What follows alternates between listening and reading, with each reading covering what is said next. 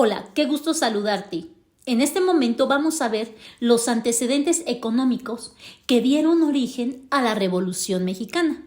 Vamos a iniciar explicando sobre la Ley de Lerdo del año de 1856.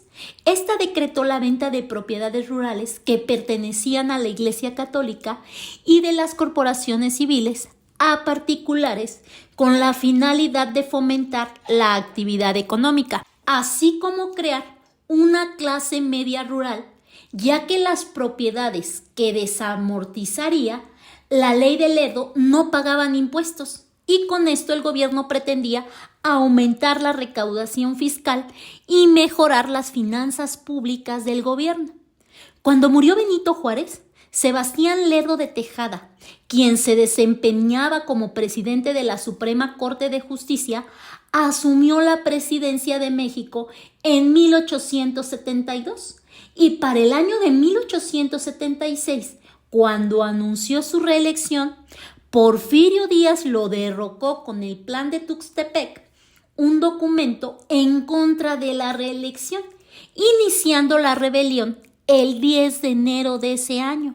Y en noviembre se obtuvo la victoria clave, por lo que Tejada se exilió en Nueva York, falleciendo en el año de 1889. Durante el gobierno de Porfirio Díaz, se modernizó la economía y la industria de México.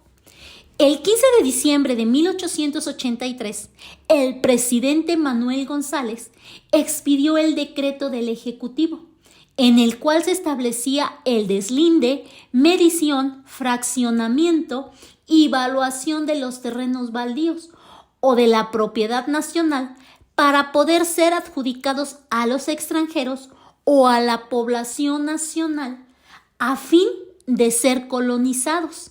El gobierno de Porfirio Díaz, entre los años de 1889 y 1890, ordenó que las tierras comunales se pudieran dividir.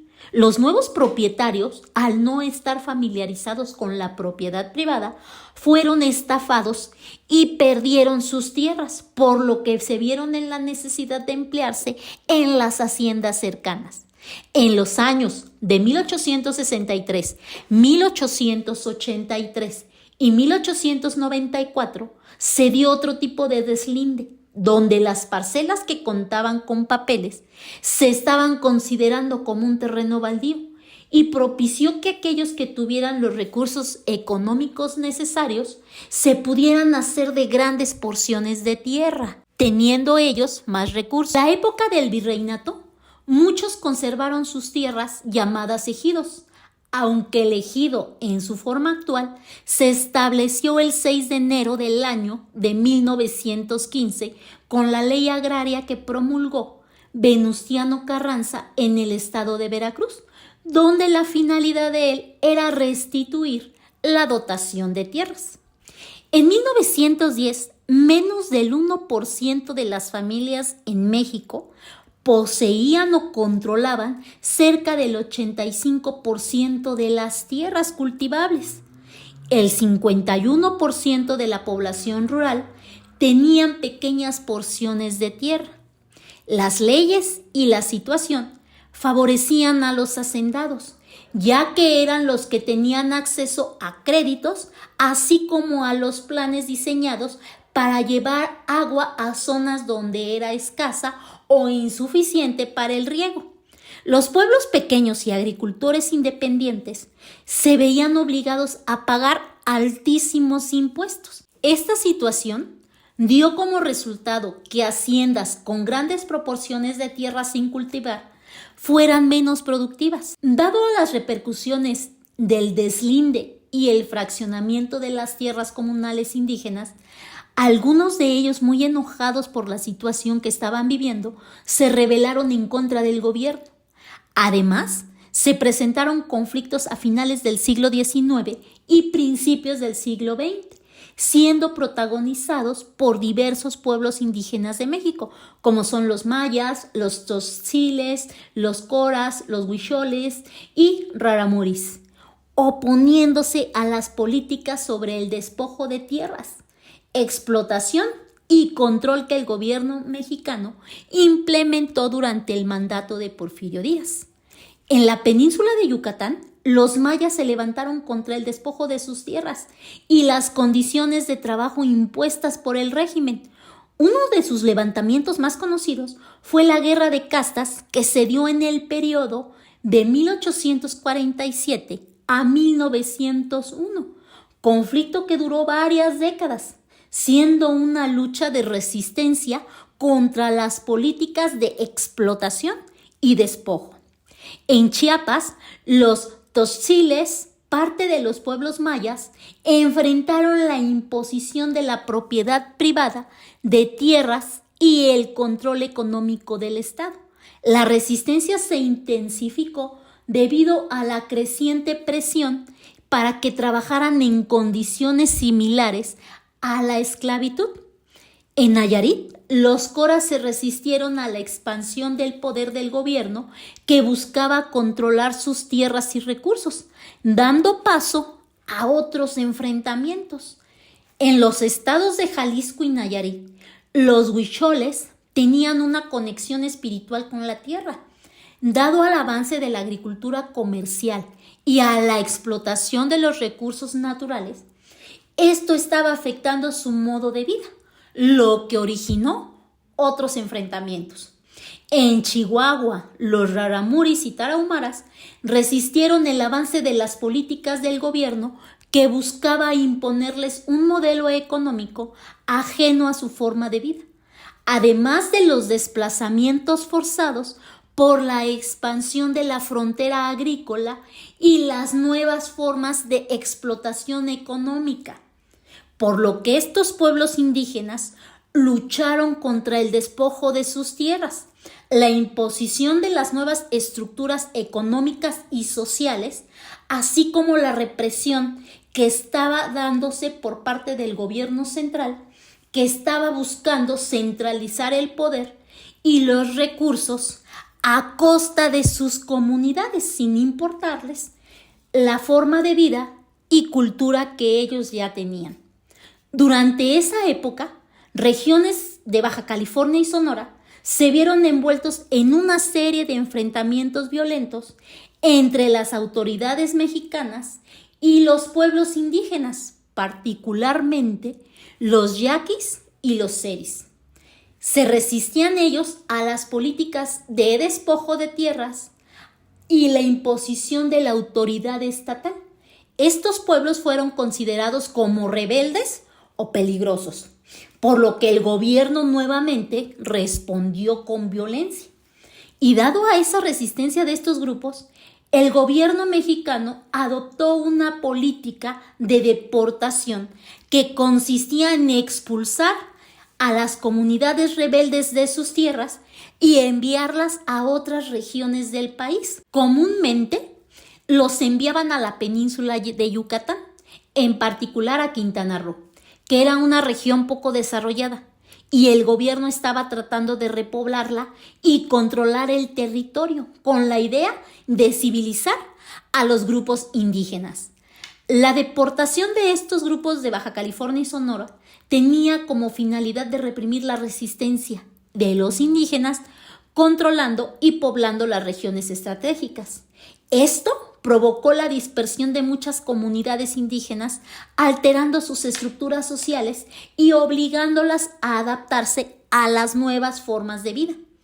En 1907 hubo una crisis internacional en Estados Unidos y Europa, que provocó la disminución de las exportaciones, el encarecimiento de las importaciones y la suspensión de créditos a industriales. La situación desató un fuerte desempleo, además de que disminuyeron los ingresos del resto. En 1908, los mayas de la península de Yucatán se enfrentaron a una fuerte represión debido a políticas del gobierno de Porfirio Díaz, que los obligaban a trabajar en las plantaciones del Henequen, en Yucatán, industria clave para la economía mexicana, dándose la explotación de los trabajadores, donde vivieron en condiciones de semiesclavitud, con poco acceso a derechos y muy maltratados. Este abuso y despojo de tierras generó una gran indignación entre los mayas, lo que los llevó a que se levantaran en armas en diversas ocasiones. A pesar de la represión, muchos de estos grupos indígenas, después de haber sido maltratados y oprimidos por el gobierno porfirista, terminaron uniéndose a las fuerzas revolucionarias que luchaban en contra del régimen de Porfirio Díaz en la Revolución Mexicana del año de 1910. De esta manera, los pueblos mayas y otros grupos indígenas jugaron también un papel muy importante en la lucha por la justicia social y los derechos de los campesinos en México. A inicios del siglo XX, México comenzó a explotar su petróleo, un recurso natural muy valioso. El gobierno mexicano, para hacerlo, dio concesiones a compañías extranjeras. Las dos principales compañías que recibieron estas concesiones fueron Standard Oil de Estados Unidos y Royal Dutch Shell de los Países Bajos y el Reino Unido. Ellas estaban controlando gran parte de la producción y venta del petróleo de México, no dejando muchos beneficios para los mexicanos, dándose el descontento de muchos mexicanos que pensaban que el petróleo, siendo un recurso del país, debía ser explotado en su beneficio y no el de las grandes empresas extranjeras. Este control extranjero sobre los recursos mexicanos fue uno de los temas importantes que impulsaron cambios durante la Revolución Mexicana. Tiempo después se dio la nacionalización del petróleo en 1938, cuando el gobierno mexicano decidió tomar el control de la industria petrolera.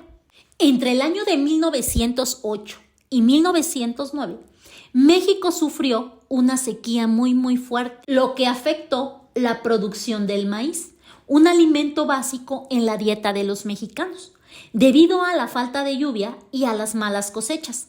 Como no se pudo producir suficiente maíz en el país, originó que el gobierno tuviera que importarlo de otros lugares, gastando 27 millones de pesos, ya que este era esencial en la alimentación diaria.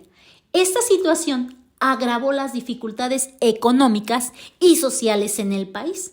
Así que la disminución en la actividad económica del país redujo drásticamente los ingresos del gobierno. Ellos intentaron solucionar el problema castigando salarialmente a la burocracia y aumentando los impuestos, lo que afectó a la clase media, a la urbana y a la rural, que no estaban adheridos como son los intelectuales, profesionales y hombres de negocios que compartían las creencias del positivismo y darwinismo social e influían en la política del país. Esto generó mucho malestar entre la población, que veía cómo las condiciones de vida iban empeorando. Como resultado, la imagen del presidente Porfirio Díaz y de su grupo más cercano de colaboradores se iba desacreditando y se perdió la confianza. La gente comenzó a ver al gobierno como incapaz de manejar la situación económica y de solucionar los problemas del país. Este descontento también fueron factores que contribuyeron al estallido de la Revolución Mexicana, ya que muchas personas comenzaron a exigir un verdadero cambio en el gobierno. Y por lo pronto, esperando que la información te sea de utilidad, Gemasha se despide de ti. Te invita a que te suscribas para que puedas seguir haciendo más cápsulas del conocimiento como esta. ¡Hasta pronto!